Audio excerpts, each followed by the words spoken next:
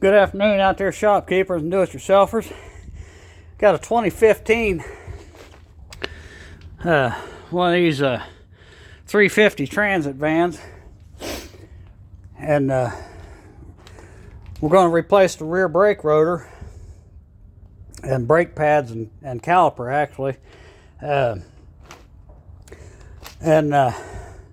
this is kind of a how-to to replace the rotor.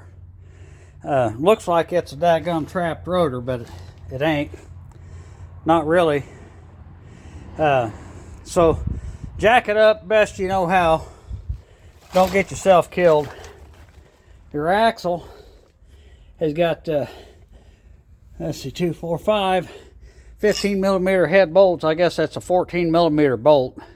14125, I suppose. And it's 15 millimeter hex head bolt. Loosen those 5 bolts all the way around the axle. They go in through here and they go into the rotor, and your axle slides right out. You'll lose a little bit of gear oil. And the seal is this O-ring on that sleeve or flange on the back of the axle flange. And so you want to make sure that you either get a new one or that one didn't get tore up, or that it goes back on the way it's supposed to. You slide the axle out, knock your rotor loose. Of course, I've done beat on it with a hammer and got it loose. And you see how that's kind of oval shaped, and that hole there is oval shaped.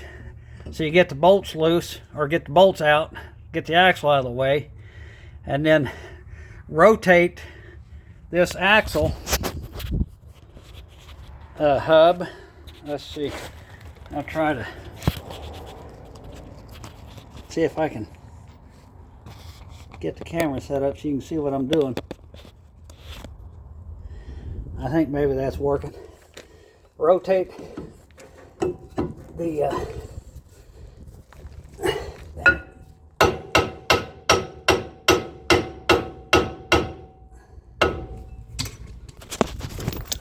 so you rotate it where the part that goes behind this is actually in between those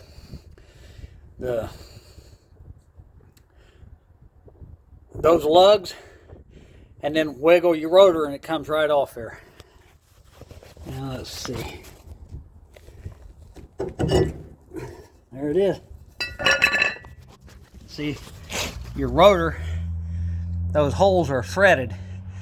Them 15 millimeter head bolts, those 5 bolts go into that.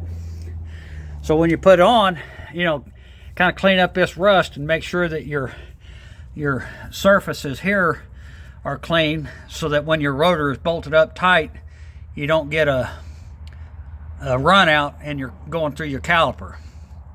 So clean all that mess up, put your new rotor on there, make sure that your offset that it goes on that way and not flush wise, that the offset goes toward the center of the vehicle.